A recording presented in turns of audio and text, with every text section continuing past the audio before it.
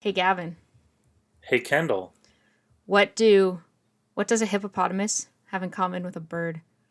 teeth. No. Their love of watermelons. No. Their frighteningly good ability to swim and kill you. Almost. They're both related to dinosaurs. You're getting closer. They are the same.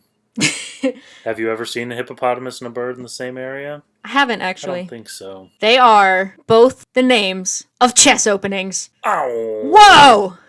You know what this is? What? A podcast opening. Whoa! Roll the song. Thanks for tuning in to 101.3 BKMG The Farce. Coming to you live from separate places, pre-recorded. Now presenting The Bane and Mickey Show. Oh my god. Today we're gonna talk about chess because we're nerds. A lot of pawns. Lots Hey, of pawns. if you haven't figured it out by Pawns and now, we are yawns. nerds. That's why we have a podcast about films. What we're going to do is in this podcast, we're going to play a game of chess, but we're going to tell you our moves. But here's the fun part is we don't know anything about chess or what the pieces are called, so I know what the pieces it'll are be called, interesting. and I know how to play. I'm just not good at it. Nobody cares, Kendall. Okay. Well, in other words, before we start all of that stuff, have you seen anything good recently?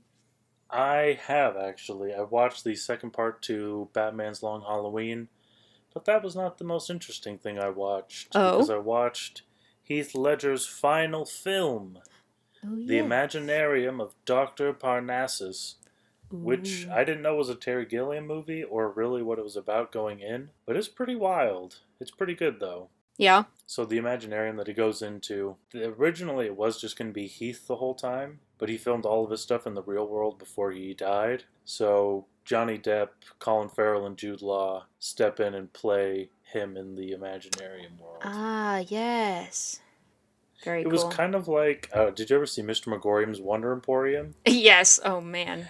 It was kind of like that in terms of like what I expected and what ended up happening were not the same Not the at same all. things. I was trying to Not in a remember bad way. Mr. but in a Megorium bad or way. like the title of that movie, and I couldn't remember what it was called. Mr. Megorium's Wonder Emporium. Yes. What about you? What have you watched Um, recently? I finished watching Loki. Well, I should say I started and finished watching Loki. I finally watched Loki. Congratulations. It took you more than 3 weeks. Okay. And I started watching the new American Horror Story season called Double Feature, the first half of which is called Red Tide. Interesting. And it's pretty decent so far. It's a little too close to home because it's about a screenwriter who has writer's block and a bunch of other artists who can't do what they want to do It's because pretty original. creative I don't blocks. think anybody's, as long as movies have been around, I don't think anybody's ever written or made a show about that. So I it's really know. brave of Ryan Murphy to Yeah. really go for the throat and Yeah. pull out something completely original that no one's ever even bothered to touch in their whole life. There's just some great comments. Let me look up. But Evan Peters plays like a writer. I think he's also a screenwriter. I don't remember if they specified. He and Francis Conroy play these writers, and they have this great duet moment. It's amazing. I don't think it was in there for any reason other than them wanting to sing a song. And they basically are like, "Hey, we have drugs. Come take the drugs." It's pretty good. Also, Evan I mean, Peters produced solid. this season, or he is one of the producers of the season. Yeah, And that's a pretty solid I'm just reason. waiting for the day when he writes and produces his own TV show because that'll be amazing. Do you think it'll be a Quicksilver TV show? That would be even more amazing. You know what else I watched though that is even more amazing I think it's probably spectacular, one might say. or amazing You already said amazing. or ultimate Terrific. and extraordinary? Let me guess. The Backyardigans English accent dub. Oh my gosh. No, I saw, and I'm sure everyone has seen this by now because it's been out for like a week. And if you haven't seen it, you're dumb. Or you just don't like Spider-Man. No, you're dumb. I watched the trailer for Spider-Man Far From Home, and holy shit, it's going to be an amazing ride. And unholy shit. Here's the real question, Gavin. Are we going to see Tobey Maguire No. and Andrew Garfield? God, I hope not. As no disrespect to either of them and what they did for Spider-Man. However, there's already so much that's going to be happening in this movie I know. that we're going to run into the Spider-Man 3, Amazing Spider-Man 2 problem, where it's just too much is happening and no one's going to give a shit about any of it. However, Yes. if they do it in such a manner that... So, there's a theory floating around that Doc Ock is not, in fact, talking to Yeah. Tom Holland. He's talking to Tobey Maguire's Parker. Uh-huh. Now, if they do something in a similar vein, where it's like the multiverse is collapsing and we're seeing almost these little clips or snippets in these other worlds, then I think it works. They did a similar thing on Crisis of Infinite Earths. Uh-huh. There was like... It was like a... Ended up being like a 5-minute sequence, but they go to all these different Earths from other TV shows like Titans, the old Batman series, this old show Birds of Prey, and then you get like little snippets of these things. It's like, oh wow, cool, there's these guys, but without having to like rope them in and have them mess around. I just don't want too much if they're gonna have any at all. Yeah. First of all, I love both of them, and it would be great to have them come back. Second of all, I love all the theories that people have made in literally like 2 minutes after the trailer was released. People are already comparing the Green Goblin grenade in the trailer to the one in Amazing Spider-Man I know. 2. And I'm like, okay, amazing. But I was telling my friend what they'll probably do if they show up, and this is probably the only acceptable way I would be okay with it, because I agree that it's going to be way too much and overly complicated if they have if they are in it and have really big parts. But what I would enjoy is if they're just like, if Peter just like runs into another one of them, or just like sees one in the distance, almost like a cameo kind of thing, which would work with like the Doc Ock thing too. If it's like, okay, that guy has the same name as me and maybe kind of looks like me, and then it's like, oh, and now he's gone. Okay, wait, what's happening? It would be a fun little like throw in cameo thing. Also, but what the fuck? I was gonna say Evan Peters. No, different Peter. If Tom Holland had worked with either of them, there is no way that he would not have said something about it. As hard as they could try, they would have to literally sequester him in a fucking locked hotel room. CGI, I bet there's no way. If they did have stuff with him and Tom Holland, they put Tom on his own lot. Yeah. With 2 green screen characters, and like, this is them and them, but you're going to talk to them like this and this. And then we would have shot at a separate location. We would know, because he's so bad at not spoiling things. The other thing, though, is just like, I feel like so many people are going to be disappointed because they have all these expectations for it, and there's no way in hell it's going to live up to any of it. Yeah, this is why I don't give myself high expectations for anything. I'm excited, and it's going to be good, but whether or not we get what we want, I'm still clearly some multiverse play. Yeah. Jamie Foxx gets redemption. We get more Alfred Molina. Seems like we're getting Willem Dafoe. The one thing I am worried about, though, is that because Doctor Strange is in this one, and because we're continuing the crash of the multiverse, that when we get to Multiverse of Madness, I don't want it to be too much Doctor Strange in this movie, because it's a Spider-Man film. But then also we have a whole other movie that's literally about Doctor Strange in the multiverse. So it's kind of like, when I first saw that, I was like, oh, okay, what are you doing? But it's fine. Maybe it'll be like, so one, there's all those theories that like it's not really Doctor Strange, it's Mephisto or whoever. Ooh. But that's interesting. What if also it's a multiverse Doctor Strange mislead? In a way, like, remember how in the first Spider-Man there was, like, it seemed like there was going to be a lot of Iron Man. Oh, yeah. Really, there's really not. 5 minutes of Iron Man. Yeah, like Doctor Strange appears, helps him open the gate, and then is gone for 2 hours because Peter fucked up, and maybe he can't get back to Doctor Strange, and he's just in various, multiverses or maybe or whatever. Part of what... Ooh, all right, here's my theory. Okay. Mephisto, somehow Doctor Strange it's either not him or he's being mind controlled, in some fashion to do this portal thing because whoever's doing it knows Peter's going to fuck it up. Mm-hmm. So Peter has to escape, and he has to go through all these multiversal dimensions. That's where we get Green Goblin, Doc Ock, Toby, Andy, And Electro. And Electro.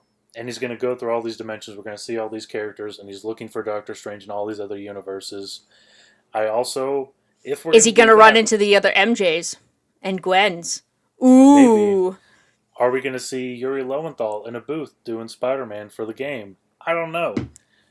That's the cameo I want, is Yuri Lowenthal. Also, I don't know if it was today or the other day, but Tom Holland posted on his Instagram, because yes, I follow him. Why would you not? Like, his stories are amazing. He's so innocent and pure. He posted a photo of him and Zendaya and for her birthday. But he said, my MJ. And I was like, oh, are we seeing more MJs? Oh, so who knows? Who knows? That's also just, us being fans reading into every word that any celebrity says in regards to anything that we like. Yeah. Anyways, before we make a podcast that is 45 minutes about us just talking the Spider-Man trailer, which we could do. Very easily. Breaking down theories. You know what? Screw it. Let's do that. Anyway, and so instead of chess... Yeah, so we start with Peter Parker. Open on Peter Parker. He's sitting across from Ned, and they are playing chess. But it's not just any chess. It is the three-dimensional chess from Star Trek, because they are nerds. And somehow Peter opens with the Queen's Gambit. Whoa! And we're back. Okay. Wow. What an amazing transition. Yes, today we're going to talk about the hit Netflix television series, The Queen's Gambit, a limited series that came out in 2020. Oh, yeah, huh? Yeah. It's been almost... Jesus. It's been over a year. I know. It's been 84 years. This television series is so beautiful. It's very visual. And it's really nicely written and shot, and you could just stare at it. It's so pretty. I remember watching it when it first came out. I remember seeing, I was like, oh, that's kind of interesting, and then I was doing that thing we all have done where it's like, all these movies and shows and nothing to watch. Oh, look at this. Anya Taylor-Joy. I know who that is. Look at these Queen's 5 Gambit. million Chess. things on my list that I need to watch, but there's nothing to watch. And then I binge watched it in maybe 2.5 days. Oh my gosh. Yeah. It's a beautiful show. Yeah. It's a really cool show. It's got some great things to say, and it's a really good example of show don't tell. There's a whole episode or two where literally nothing is said for 90% of the episode, and you're just watching stuff happen, and I love that, because that needs to happen more instead of just long ass description. No, that was with this type of this type of show, because it's about chess, and honestly, there's only so much chess that the normal person will want to sit through and hear about. And you don't want to hear every single move for every single thing, every single second. Otherwise you get bored. So they find a lot of really cool ways and dynamic ways to show what's happening and the aftermath, the during, the whatever it is. So it's not just, pawn to king 5. Exactly. You don't have to know any chess. This series is for anyone. I would say if you enjoy chess or you know a little bit about chess, maybe it might be even better. I don't know. It's still fine. But also the fact that you're, Beth is learning chess in the first episode. You're kind of learning with her, what it is and how it goes. They sort of walk you through it. Yes. Exactly. Agreed. I did not expect to like this show that much when I watched it. I was like, yeah, I'll watch an episode. It'll probably be fine, and I probably won't ever watch it again. Yeah. And I was okay. I was very wrong. Because it's a lot more than just, a chess show. Exactly. It goes into, it's a deep character study on not just this sort of chess prodigy, but also her struggles and her whole life. Which is, she's only probably 21 or 22 by the time the show's over. Yeah. At the most. Yeah, she's really not that old. It's crazy. It's hard to tell. Well, yeah. I'm trying to remember. She was like 8. Okay, Well, she's 15 when she leaves, which is in 63. She's 18 in 66, 67, 19, and then by the time she gets to Moscow, we know she's 20 because she's about to say she's 20 something. Mm-hmm. We just don't find out what that is. But before Moscow, she's talking to Benny, and they're on the bar, and he says that she's not even 21 yet. So Yeah. she's maybe 20 or 21. Yeah. But if there's no way she's older than that. Yeah. She's really, really young. I guess that's what happens when you're a prodigy. Exactly. After I started watching it, so we open with Beth in 1967 at the big match we later find out is in Paris. Or, well, we know it's in Paris, but we find out that it's the big match against Borgoff in Paris. And just, like, how important it is. And yeah. We're introduced to a lot very quickly because she wakes up in a bathtub, she drinks, takes some pills, runs down the hallway. There's all these reporters. We see some strange square-jawed man. They shake hands, start chess, and then we go way back in time. Yeah, but, like, I when I started watching it, I was like, why did they even include this intro? Because the rest of the episode is just with young Beth. Like, right. But I feel like in a part it's just because, like, if you think about it, we know we're just sort of looking for these things now, and we see so much, like, we're going to see where she's going to end up, kind of, in a way. Maybe it wasn't the best way to open it, yeah. But it's very dynamic, but it tells us a lot about who Beth is and who this person is. Which is true, because, again, we don't see her playing chess for a little bit, and so it is good to be like, here's her playing chess.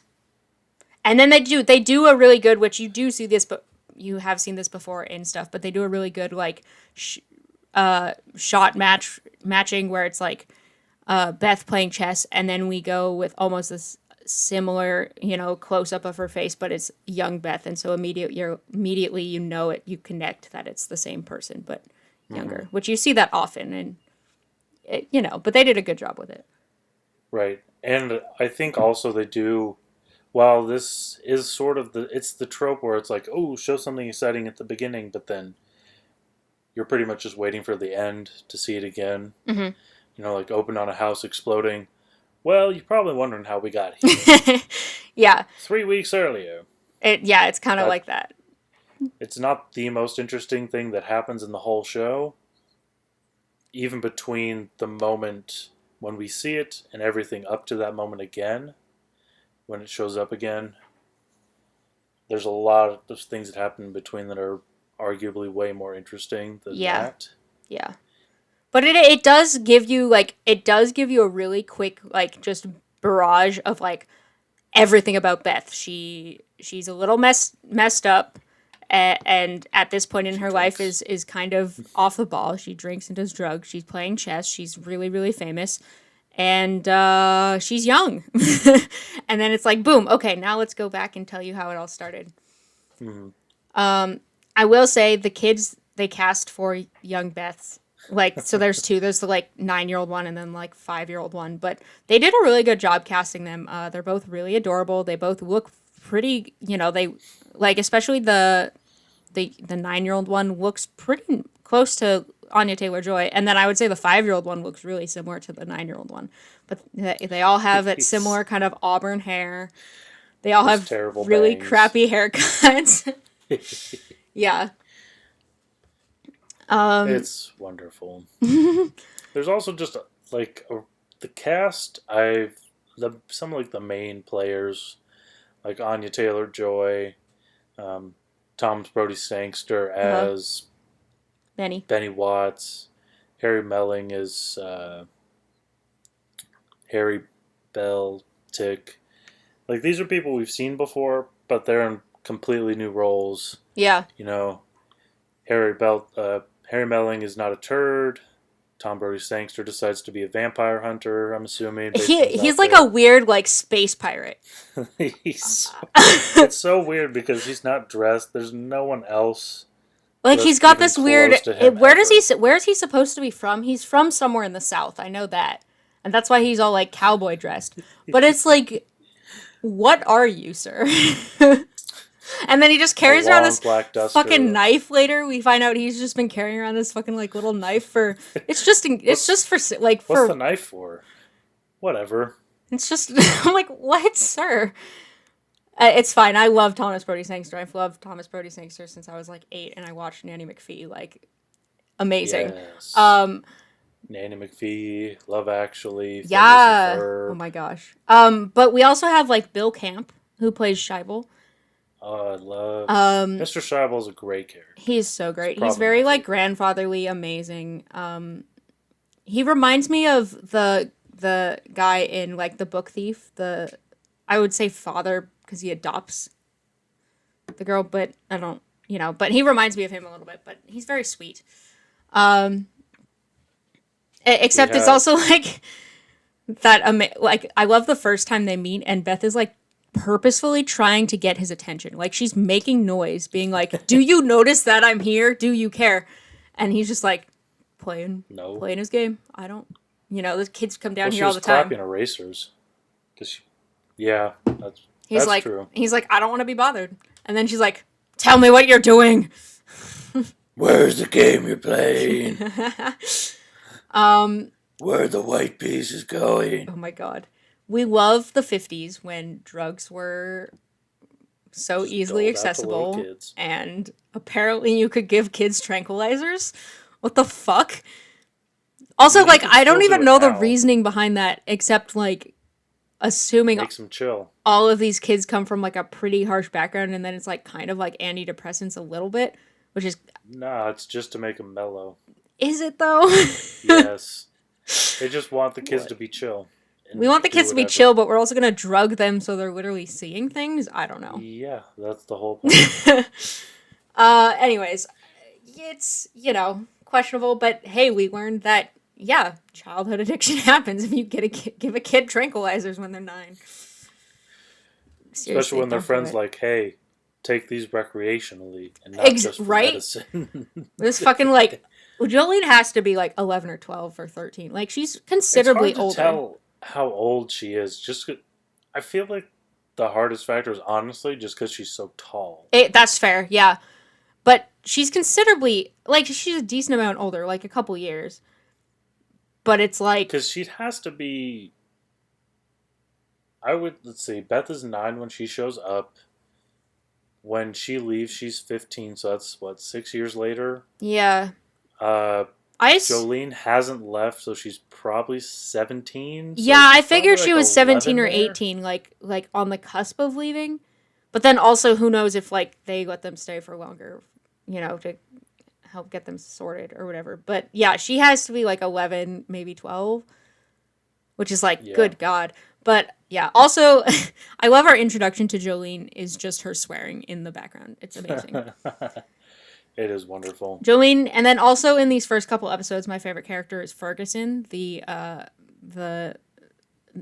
Shakespeare guy? Basically the nurse of the orphanage, and he just speaks in Shakespearean, like, iambic pentameter, like, all the time. And it's funny because he, like, says some really long thing, and Beth is like, what? And he's like, go away. Like, he's like, go. Get lost. Amazing. We learn a lot about Beth and her mom in this episode, which gives us some important backstory and kind of what her, how messed up her mom got, which then led to her dying in the car crash. It's weird the way they sort of give us the information, because, like, we know she dies in a car crash. Based on what we've seen, we assume that she was mentally unwell. Mm-hmm. But they sort of tell her story backwards. Yeah. Like, they show kind of the same with Beth a little, at least in those first moments where it's like present-ish and then flashback. We sort of, like, see her mom die. We know she's dead. She seems a little unhealthy. And then we just slowly learn more and more about her. Yeah. Up to the point where she's, like, actually moderately happy. We get... It's mostly in these first episodes, we get the really cool, like, chest projection on the ceiling things when Beth is taking drugs. Don't do it, kids. Oh, those are the best. Not the drugs, the Don't take projections. drugs, but the projections. But it's a really cool... Maybe the drugs. Okay, we're not... No. It's a really cool visualization. And it also just goes to show you how smart she is. She's got to have some kind of... What's the... Savantism? No. What are you trying to say? What's it called? Metal factory? Not photographic memory, but the actual term for it.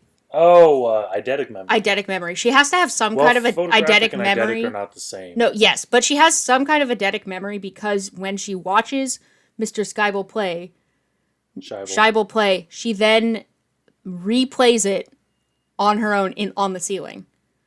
And to learn how the chess pieces move. And so you know that, like, she wasn't down there that long. She was down there maybe for like 5 minutes. But it was long enough for her to see the board, memorize what was happening, and then be able to recreate it later. And which is just an introduction to, damn, she's really smart. You could argue that it's a photographic memory because she's seeing it. Though I guess technically it is more of an eidetic memory just because she only really sees it when she takes the drugs. Yeah. And then she tries to kill herself by taking handfuls of pills when they're like, hey, guess what? We shouldn't be giving tranquilizers to children. She's not purposefully trying to kill her life. No, she's not trying to kill herself, but... It's, again, she's an addict.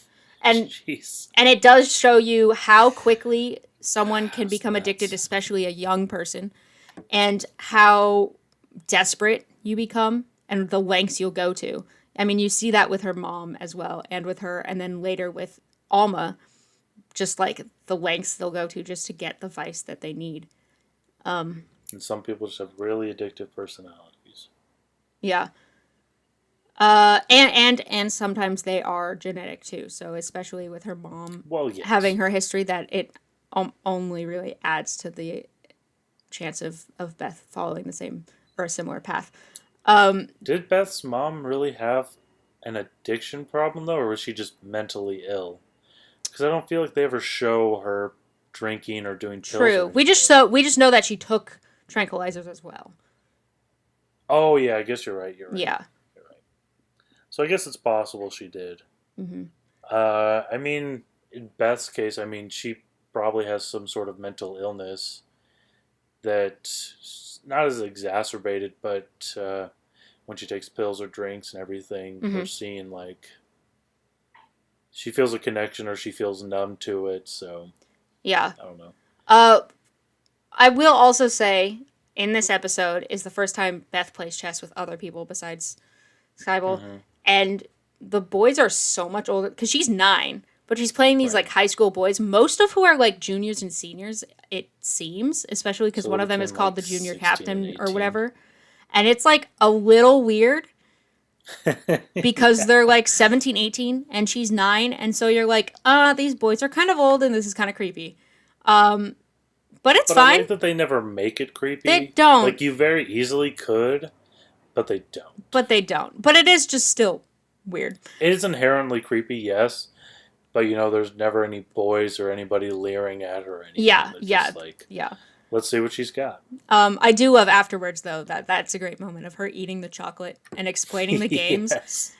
She's like, these guys are fucking stupid. But she's got chocolate all over her, which just goes to show how young she is.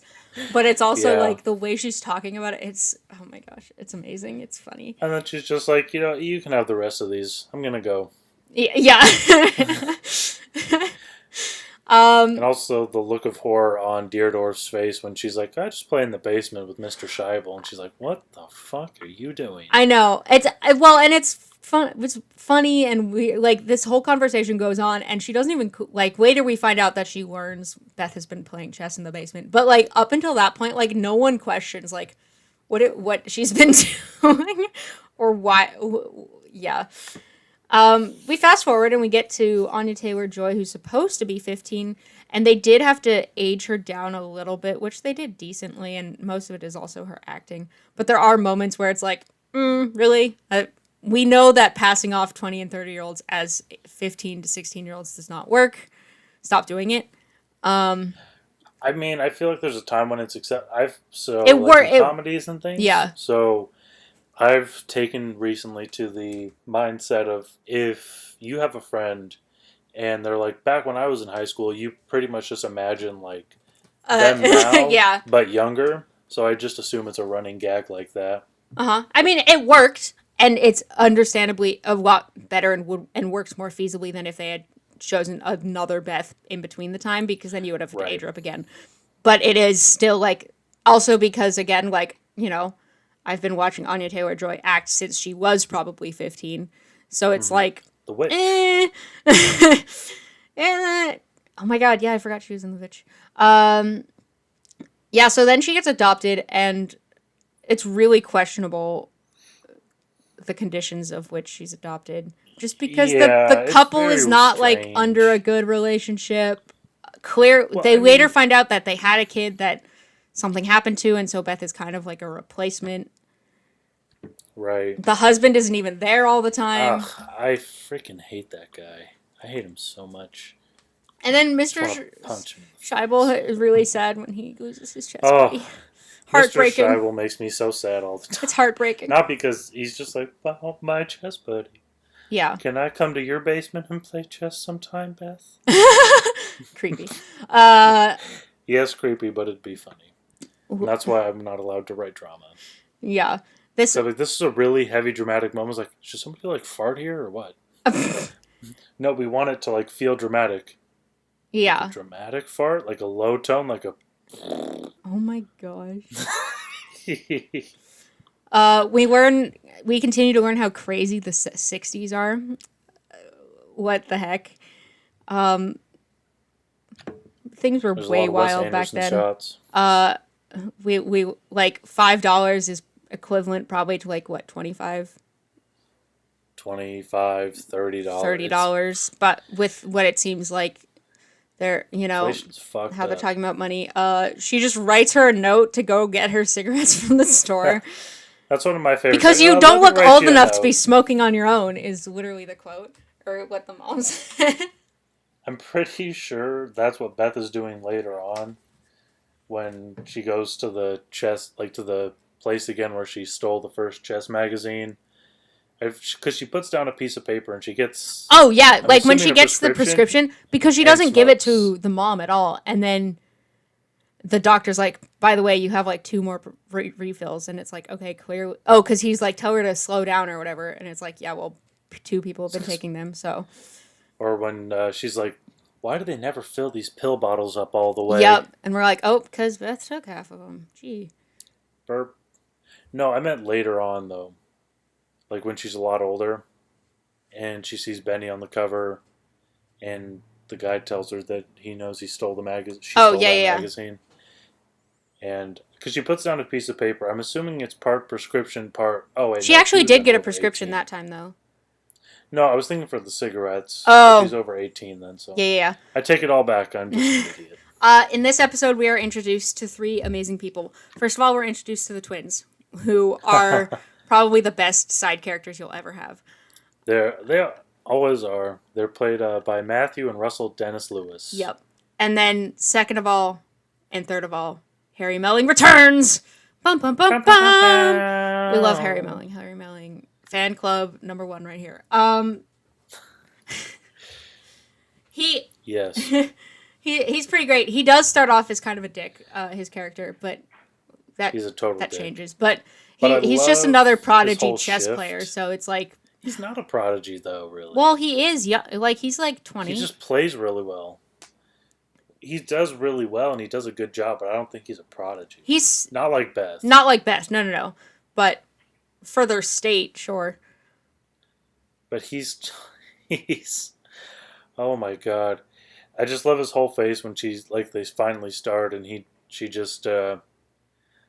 gets him to where he wanted, and he just turns his face from whatever to oh fuck me. Yeah. Well, there's the moment first of all, they're actually challenging each other, which you can tell when they're playing.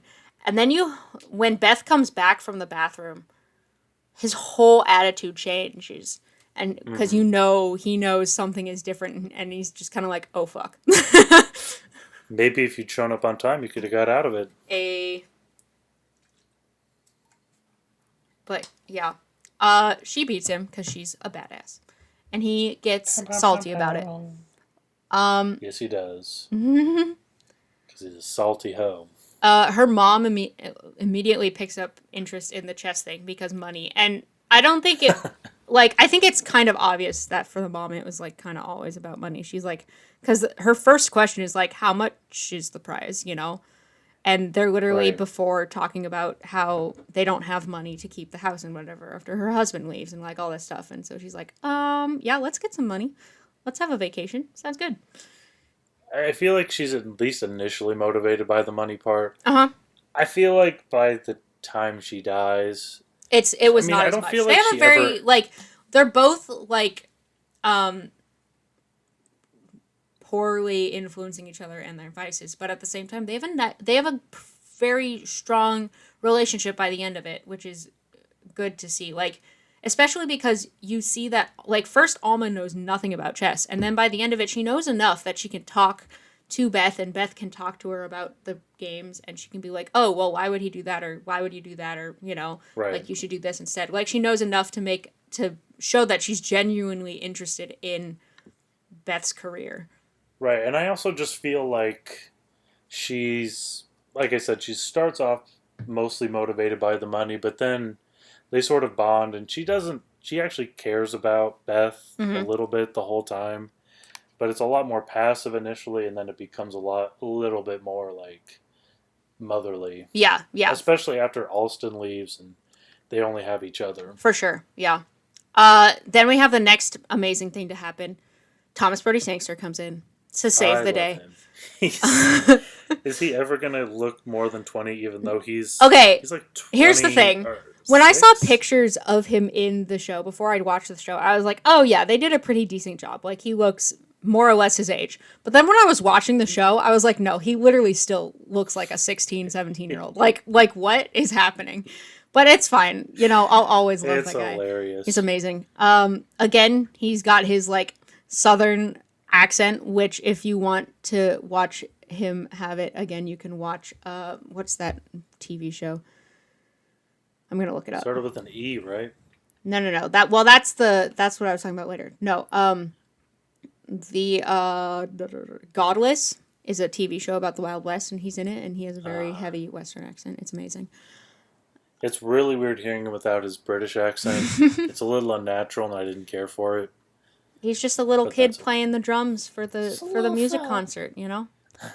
I don't want a lot for Christmas, but there is one thing I need. Amazing.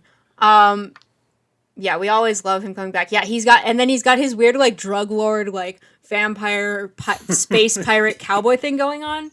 He looks like Van Helsing. Yeah, or like Van Helsing's nephew. It's like, who is this kid? He is another actual prodigy. He's maybe, like, 2 years older than Beth. He's not that much older.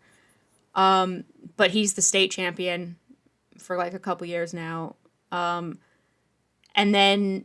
they run in... so first she runs into him and doesn't know who he is. Or she knows who he is, but not really, or whatever. He doesn't know who she is, though. Until later, when they meet again, and she's like, oh, yeah, we met, like, 3 years ago, or 2 years ago. And he's like, oh, we did? And he's like, fucking Anne. I don't give a shit. What? I don't care about anyone. The twins come back. It's very fun. That's, I think, the first time we see a reoccurring, like, face. Which is, like, you kind of... get to see how, like, small this world is because it's chess. Like, only a certain amount of people are going to be this serious about it that, yeah, you're going to keep running into the same people over and over. I love the twins. They just have a nice dynamic. Yeah. And I'm pretty sure Alma wanted to bone them. Oh, my God. When Beth gets back to Kentucky? Mm-hmm. Tennessee? Which one is it? She's from Kentucky. Kentucky? She tries to be like a normal kid and goes to this, like, party, and that's when she understands that she is not a normal teenager. Oh man, yeah.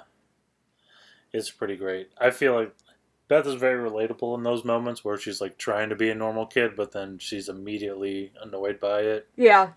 She's like, I don't give a fuck. She's like, I just want to go talk about chess and not talk about boys.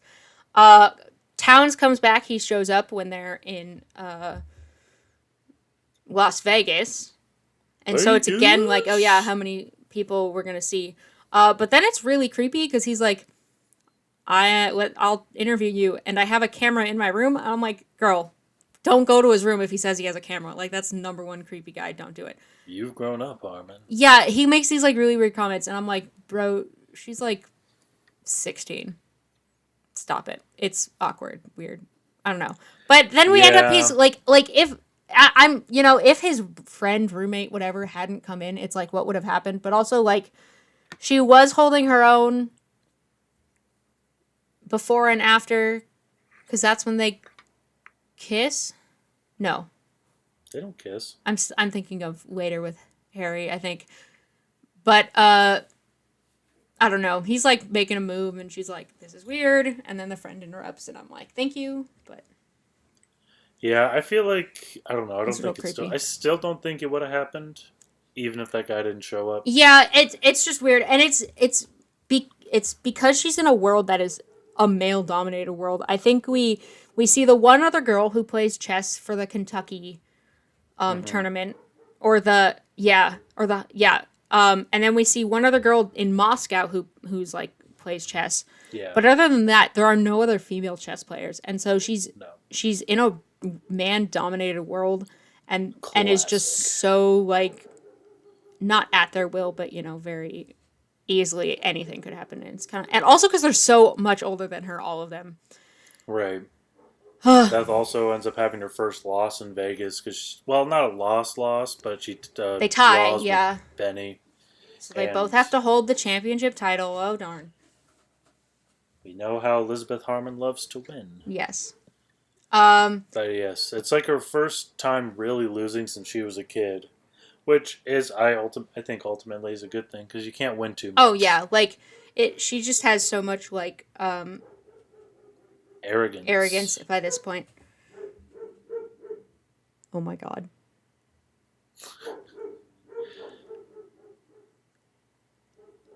Okay. Lovely. Hopefully that's not on the thing too much. I love this little callback at some point. Beth still keeps her drugs in her little toothbrush cup. And I'm like, oh, that's a good callback to like when she was a kid. But then at the same time I was thinking about it and I was like, doesn't the wet toothbrush drip water down and then like dissolve the pills? And then you got this weird pill concoction. I don't know. I was like, what is and then you drink it. Logic of this? You're just not creative enough. Okay, whatever. When they're playing, when Beth and Benny are playing, we see the first moment where Benny has to like actually take a second to think about his next move. And you're like, oh shit. He's never been met with this before. But I think he also enjoys it because he's like, yeah, I need a challenge for once. The one thing I like about, even when Beth loses, I feel like her opponents like Benny, Borgoff, they're like, at least, except for maybe that first match with Borgoff, Towns, Beltic. She wins against Beltic, but that's not the point. The point is, there's always a point where they're like, oh shit. Yeah, they're not messing around, or oh shit, she's actually really fucking There's always this moment that you can see where something changes and they're like, oh shit, I'm screwed. Or like, oh shit, I didn't expect that. Yeah. This really great quote from Beth and her mom. She's like, I'm hanging out with some friends. Did you say you're partying with college kids? Yep. And it just continues on. I'm like, her mom just knows all. She's like, are you with a boy? I also just like that she stayed after partying and they all go to Cincinnati while she's I know, asleep. what the fuck? They're such assholes. He stays and cleans the place. Yeah, like she didn't. Also, I was like, she didn't have to stay or clean, but like, I'm sure they appreciate it. And then she goes to join them anyways. Like, what? I don't know. She's like, it's like, oh, there's a little weed here. Grab some booze, clean it up, do some dancing. It's cool. Yeah. I mean, honestly, this sounds like a pretty good fucking day. Weed, booze, and cleaning. We start to see a little bit more of how much Alma actually, loves Beth, but then also is not just in it for the money as much. Like, they are very materialistic because they have money to just kind of spend. But there's, like, this moment when Beth graduates from high school, And her mom's the only one cheering, but also it's a very lame, quiet, awkward ceremony. But then, like, her mom is also telling her, like, giving her some good wisdom and, like, playing, and, like, you have a lot of anger that you need to let go of, and, like, all these, like, things. And she's like, I guess. But the other thing is, like, if you think about it, yeah, they're pretty materialistic, but A, it's the 60s. Yeah. So is everybody. B, they've both been, like, poor and not had their own money independently. Yeah. They've always had to rely on somebody else, so it's sort of a financial freedom to be like, I'll take this and that and this. Yeah, exactly. I just want to comment about those clear plastic ponchos from the 60s, because they're amazing. I'm pretty sure my grandma still has one. But I was like, oh, it's a raincoat, but you can still see what people are wearing. Wow, fashion. Amazing. Good job, fashion. You did it. Yeah, seriously. Yeah, then she plays this other, like, kid prodigy who's Russian, and you're like, holy shit, everyone's insane. But she gives him a really good lesson, because he also is at that point where he needs to lose at some point, or he's gonna get very, like, uppity, like, you know? And then she's like, teaches him, like, well, now you know you're not gonna do that move next time, you know? And which is exactly what she learned as a kid, too. Playing Benny and... Yeah. You resign now. I like how she comes back to that moment several times where Scheibel's like, you resign now. And she's like, I want to keep going. He's like, no. No. You resign. Yeah. She really learned sportsmanship. And then that comes up in... Is it in Mexico? When she's playing... In Mexico, Paris. Every time she plays Borgov, that comes up. Oh, okay. Yeah. But, like, at least she still has her sportsmanship, because it's like, as much as she cares about winning, right, she also loves the game enough not to taint it, and so she knows she has to resign. Right, and I also love the amount of people that are still sportsmanlike, except for a couple, of course, but I mean, mostly everyone's still... There's a lot of good sportsmanship in this thing. It's not like she beats Benny and Benny throws a bitch fit. Yeah, you know what I mean? Yeah. And then, I like this kind of, like, turn that the series takes after Alma passes and after Beth comes back home. We kind of take a break from chess for a little bit. Like, they do still, like, obviously they're still doing chess and whatever, because that's the point, but they're not, like, at tournaments and competitions. Beth is dealing with her grief. Harry comes over and he's like, I'm worried about you. Also, you should study for your thing. Right. They have a weird moment. Also, it's like, Harry, how old are you? I don't know. It's a little creepy. And then we find out he's been pining over her for a while. I don't know. It's a little honestly weird. That's the creepier part for me, is that she was 15 at the time, and I think he was probably like 18 though. Like, listen, I know he's probably 18, but it still feels a little weird. No, it is still weird for sure. I've been pining for you, and I spent my tuition money to fix my teeth. So. I know. You know, he actually had to have been closer to like 17, 18. Maybe I it's don't not know. as creepy as it seems. I think it's just because he looks so much older than her. Yeah, and well, the hard part is that, yeah, we don't know the age of any of them. So... We kind of know Beth's, and that's about it. Yeah, and, like, kind of Benny's, but, like, I just have to question every man in it, because it's like, this is really weird. Except the twins. I can always trust the twins. Well, it's because they don't have the same relationship. Yeah, with Beth. they have a very brotherly relationship, which I like, and there's some very sweet moments of them, like, doing normal teenage things. You know, swimming at the pool, playing a game that isn't chess. They're playing cards at one point. Yeah. I love those moments where Beth is like doing normal teenage stuff with her nerdy friends. Because it's like, yes, they like chess, but, you know, they can also do other stuff. Yeah. But I also think it's interesting. I feel like really why it's creepy and like you and me and other people are like putting up the red flags and stuff is because we know roughly how old Beth is.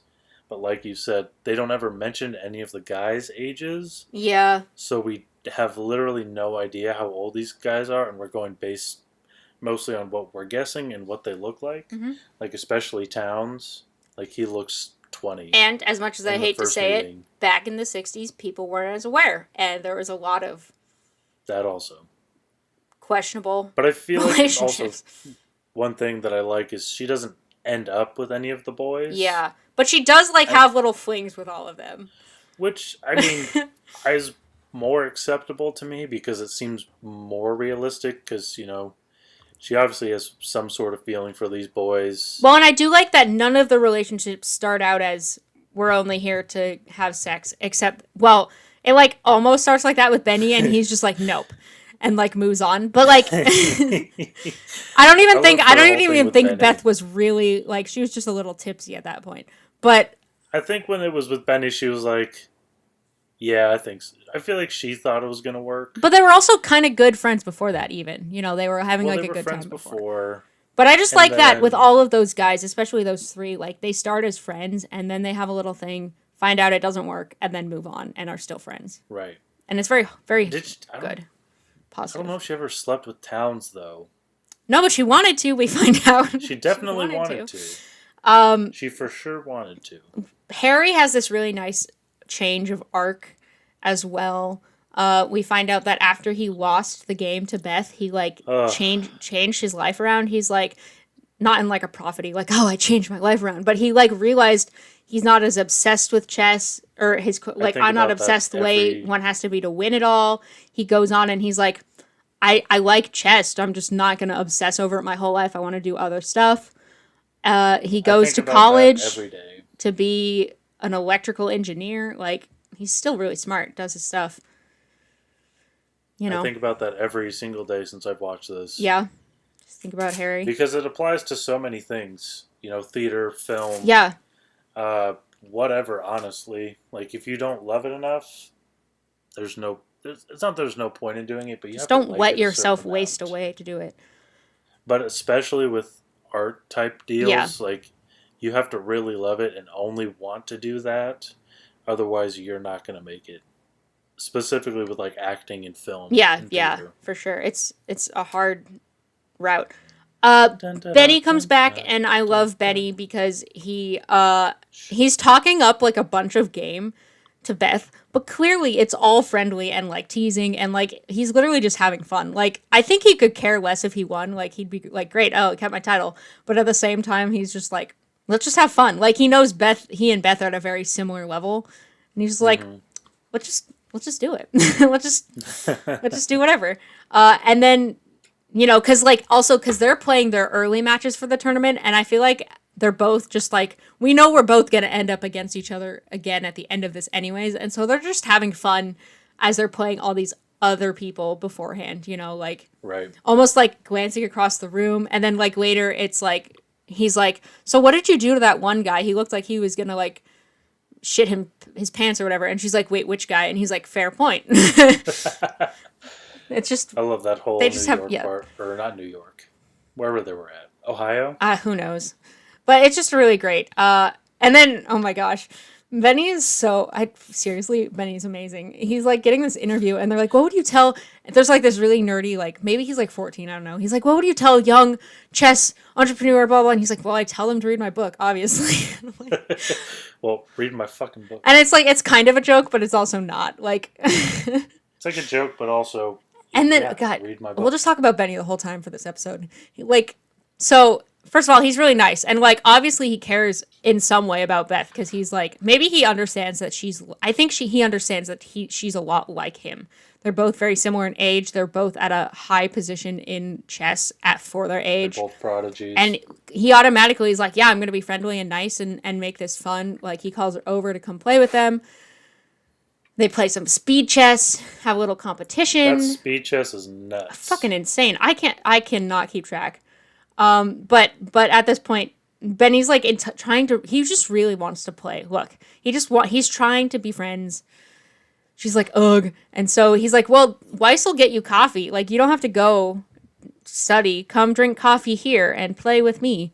And then he's like, oh, I don't want coffee. I want an apple juice because I'm 15 and a child. And I want it in a glass, a milk glass, not a little plastic cup. Thank you. And I'm like, dude, who is it? Like, how much of this is for show and how much of it is just literally just Benny? Like, what? 50-50. You can't. The other You thing never I'll know. say is that I feel like you're Benny in a lot of ways because everything I've ever seen him wear, I could just imagine you doing and saying like, "Oh yeah, I'll have an apple juice, but not in a box, like in a glass, because I'm not a child." I'm But gonna also, order. can I get a bendy straw? Yeah, I'm gonna order an apple juice sometime. I'll go to a bar with like. That's the great part is that they're at like I don't know. They're at like a canteen in like a college. But I'll go to a bar and I'll be like, my friends will order like fancy drinks and I'll be like, can I get an apple juice? But not in a plastic cup in a tall glass, little bendy straw. Great, thank you. Apple juice in a glass with some rocks I and a bendy straw. You're not wrong though, because Benny like only wears black, and I dig that aesthetic. You know, black T-shirt tucked into the black jeans. Good stuff. With his cowboy hat and his duster and his knife I wouldn't for no wear. reason. I wouldn't wear a cowboy hat. I don't think. But knife, yes, I always have my pocket knife with me. Well, there you go. But mostly for like there. handyman things, not just because I think someone's gonna shank me. Like, I like when he's like 30 moves. Jesus. yeah, I think the thing though about the main difference between Beth and Benny is that Beth kind of wants to be interested in not just chess. yeah. But Benny Literally is in, all chess all the time. Which you see right after they slept together, and He's just. she's like, "This was great," and he's like, "Chess." And she's like, seriously, that's what you're thinking about right now? He's Are like, you what, fucking chess? kidding Where's me the chess right now, game? dude? I love that though. She like Yeah. shoves him off, and he's just like, what? Okay. What? I like chess. We get this really interesting side of. First of all, there's a really sweet like road trip moment with them. And it's like how do you do a road trip for nerds? You practice Russian and you play chess aloud, without a board, because you're nerds, and you talk about your favorite chess books, I guess. Yes. But then we get this really weird side of Benny.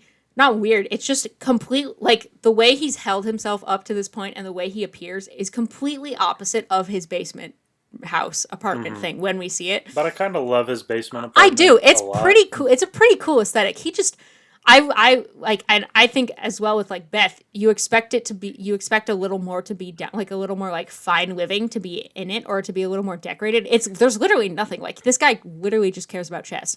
He has a couch, a bed, the minimal bathroom, and like 50 chessboards.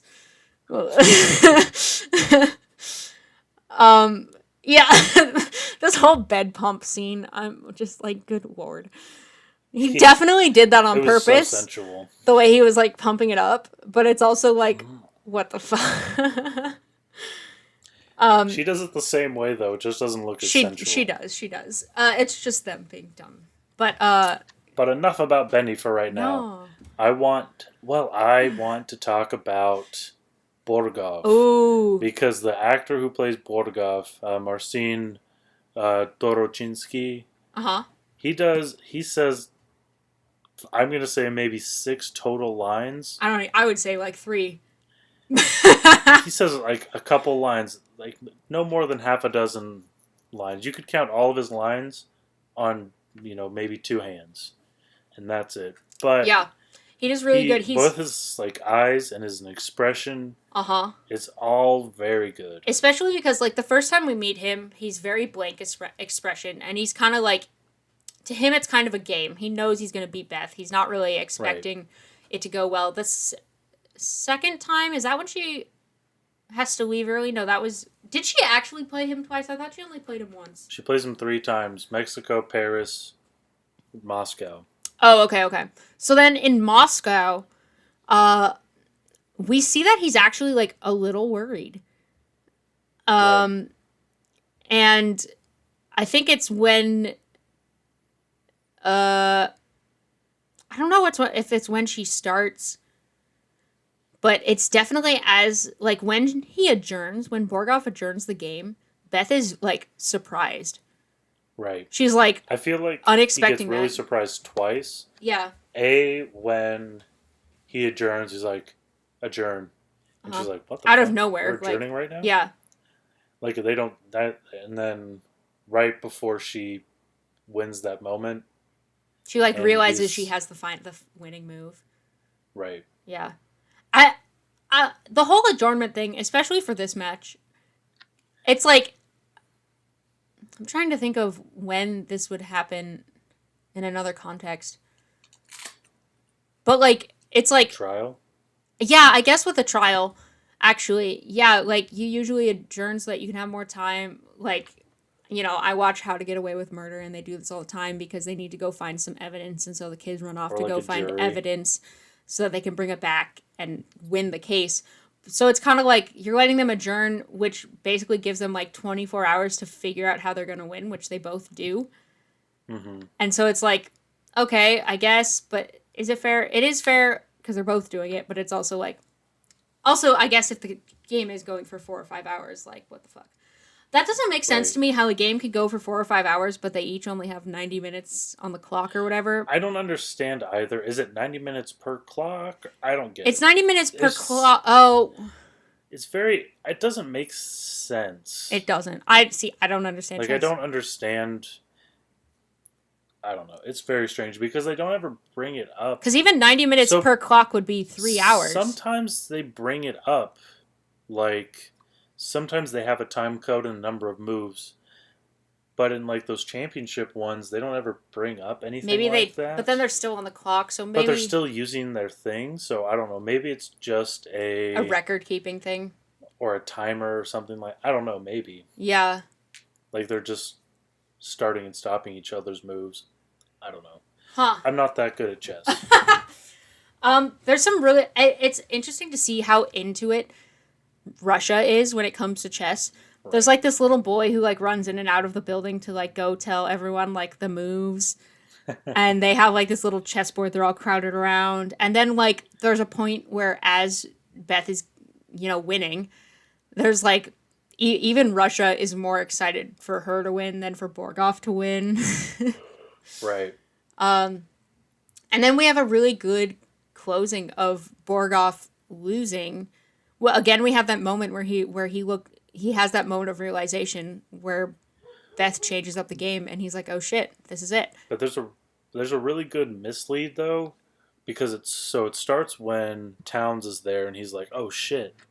He didn't do what he was supposed to do because, she worked with the team to get everything. Oh yeah, and then Beth all looks up at prepared. the ceiling. There's a really funny moment where Borgov also looks at the ceiling and he's just like, "The fuck is up Well, there? Do you see a bird? so, like what is happening?" Shut up, I'm making a profound point. But I'm talking about the yes, funnies. Beth looks at the ceiling and everybody looks at the ceiling and it's hilarious. But the mislead comes when like she kind of sits back and you see her start to cry, which she did in her last 2 matches. So you assume that she might have actually lost. But then you go to Borgov and he's like, "You won. Take it. Yeah. Like it's your win." Or something. And like it's a that. really Take wholesome it. win too, because he's really good about it. Again, like him and Right. Benny Towns, they're all like very sportsmen in their playing, and it's like you earn it. That like I would even say like Borgov is proud of her for winning. Like he has no like resentment to Right. her. He's proud and excited and like doesn't take it personally at all.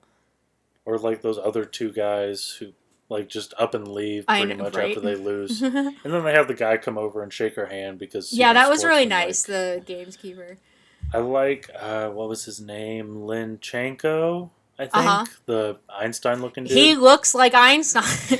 He's also very I nice. loved him a lot. There's also that because- sweet moment where after Beth wins and she's like, your books were my favorite books growing up, you meet your hero, but then she gets to play her hero. It's very wholesome.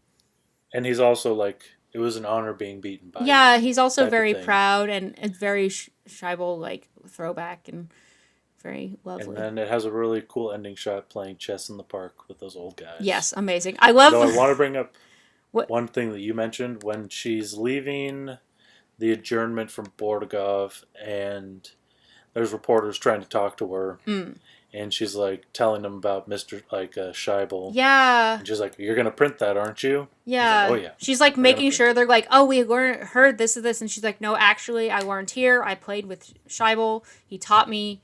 William Scheibel. Yeah. You're gonna put that in your article, right? Yeah, like making sure that they get the information really right, and just as a good tribute to Scheibel, who was her mentor and the start of all of this. Especially when she goes back and sees his little like how he's just been keeping tabs on her. He's like really proud of her, and and she couldn't have done it without him. She gave him he gave her the money to enter the first competition and all of that.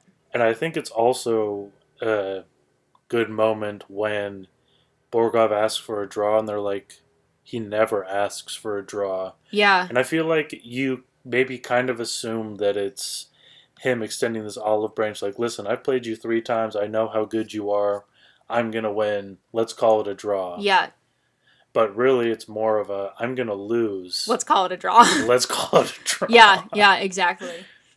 I love the right before the last shot when she comes. First of all, does anyone play chess in the park anymore? I feel like you never see that. Unless it's like those giant chess pieces that they set out. Or it's that Pixar short with Yeah. the old man playing chess But against himself. it was like, first of all, 30 people do not play, 30 games of chess do not happen in the park, which is crazy and wild. But I love the very wholesome, like, all these old Russian men, like, playing chess in the park is very sweet. But then when Beth comes over and they're like, oh, Beth Harmon, and they're, like, really excited, and it's so sweet. And then she's like, yeah, let's play. And the old man she's looking at, he has this like look, he's like, oh, you want to play? Yeah, let's do this. Like I don't think any of them think they'll lose, but they're just honored to play chess with Beth Harmon. Yes. I can't wait to be beaten by this woman. And did you like how she was dressed up like a white queen? Yeah, with her hat and everything. Yeah. So, in summation, great show. Very pretty. It's very pretty to look at. It has very cool aesthetic and cinematography and design. And the acting is very good. Acting is good. The characters are good and their arcs are good. You know, we watch Beth go through the struggles of addiction and then overcome them. Not just addiction, but, you know, we see the addiction as not just like, they're addicted and that's it, but it's also like a mental wellness struggle and also the struggle between like, so she's a drunk and she does pills and she's good at chess, but she even tells Towns like, I need to be cloudy, I need to be like this, otherwise I'm not going to be this good. And if you talk to a lot of creative people or you hear a lot of creative people's stories, they're all in the same vein of like, because a lot of people like that tend to be alcoholics or addicted to some form of something, but they're like, if I stop doing this, what if I'm not funny anymore? What if I'm not creative anymore? Yeah. What if this, that, the other? But then we do get really good moments of her like realizing realizing it's a problem and clearly wanting to stop, which is like honestly the first step of sobriety is like recognizing the problem. But then when she's talking to Towns and she's like, I thought that's what I wanted, you know. But then you have these really supportive friends of hers, Benny and Harry, and then Jolene, who are like, we're worried about you. Like, and it's just really wholesome to have that side of it as well. And it has a very good statement on all of that. So the episode titles are like titled after chess, like the timeline of a chess match, I guess. Yeah. Which is really cool because we're showing her life as a chess match, if you think about it. And so having those episode titles is a really cool little thought there. Yes. This is not a rant necessarily.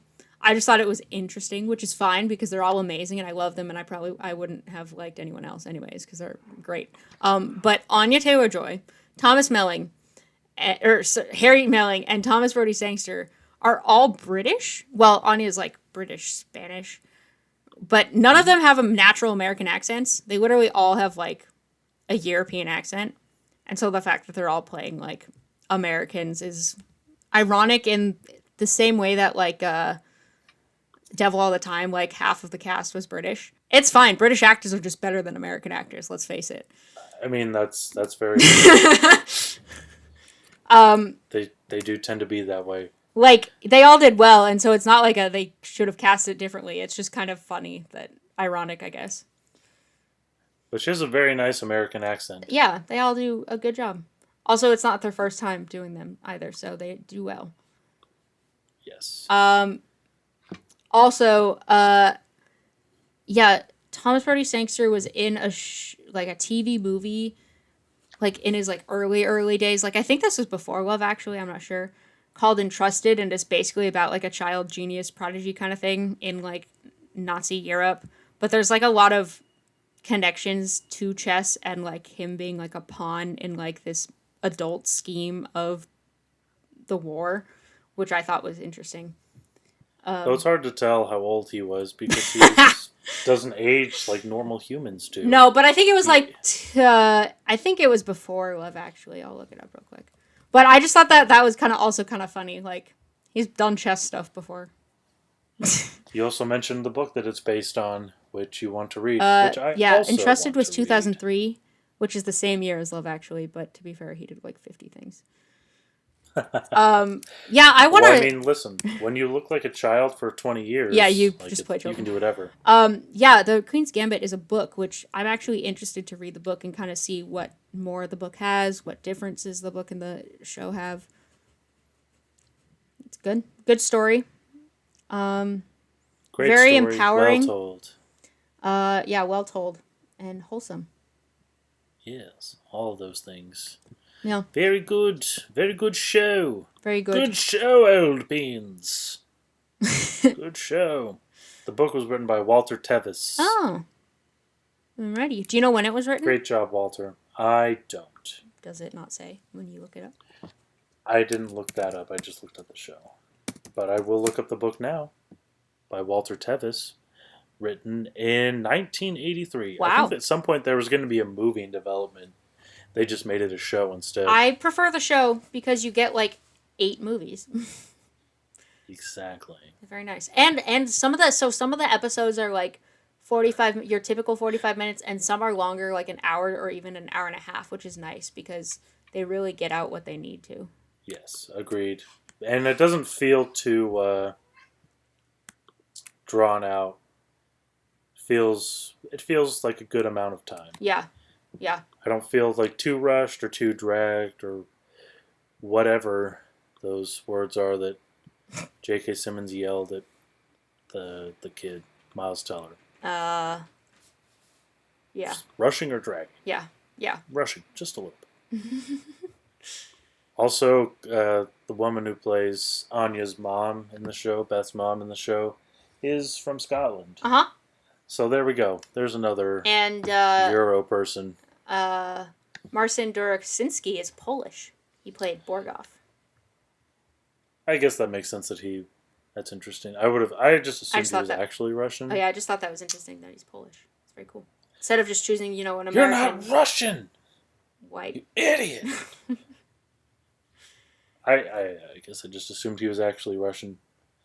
It just made the most sense to me. I didn't even think for 1 second that he was American. Oh, no. Yeah. No, but that's okay. Yes, I don't have any real rants against this show. Yeah. Other than there's not going to be more of it. But that's also a good thing. So yeah, again, like we've talked about limited series before, and it's not a bad thing. It's great, actually. It's both a good and bad thing. If the show is good, it's good. If it's terrible, it's good. Yeah. And this is a show that, like, I'm interested in watching it again just to kind of see what I pick up on again or differently. But I also don't think it's a show I would watch. It's not like The Office where I watch it, like, over and over and over. Right.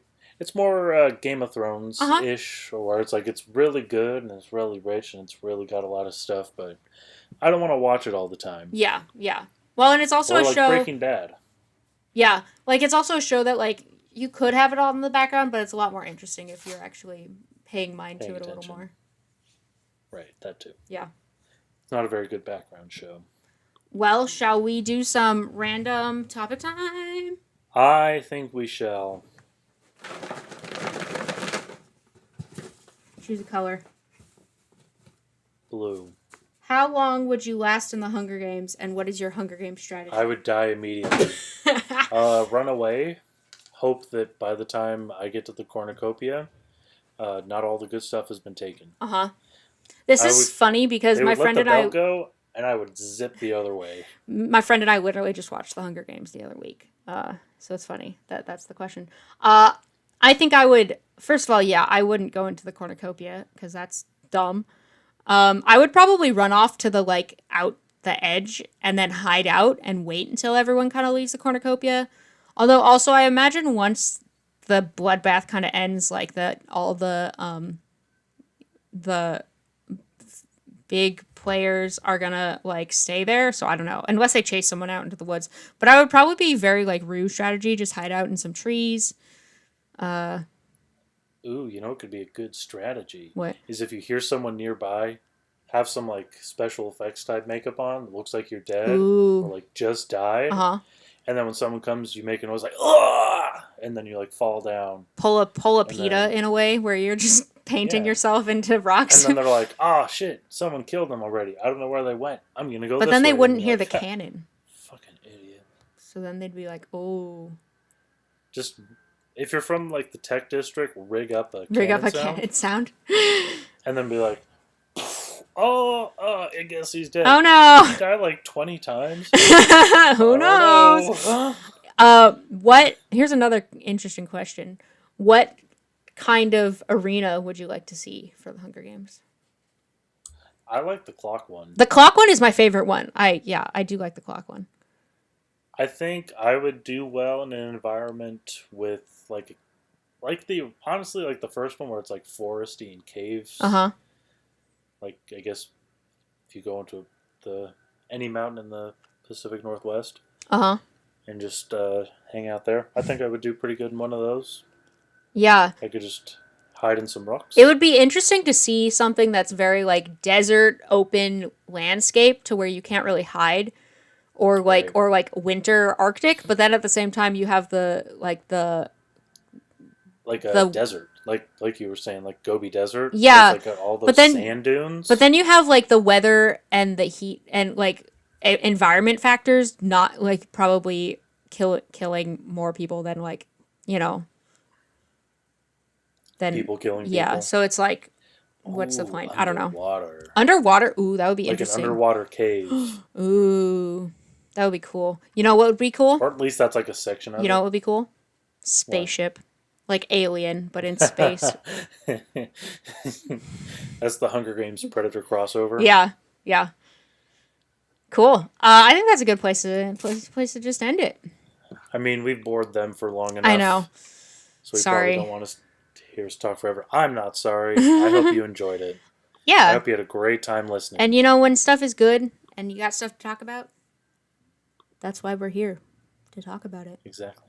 So don't forget to like and subscribe to, Spotify or Apple Podcasts or wherever you get your podcasts. Comment and rate. Subscribe to the Bane and Mickey Show. and let us know how we're doing. And make sure you follow us on Instagram at BaneandMickey_podcast. And you can tell us how we're doing there as well. Or you can go to baneandmickeyshow.buzzsprout.com and find all of our episodes there. Hey, yo. Bye, That's how you do it. everybody. Bye. Have a great week. And don't forget to win your chess match and drink your Ovaltine.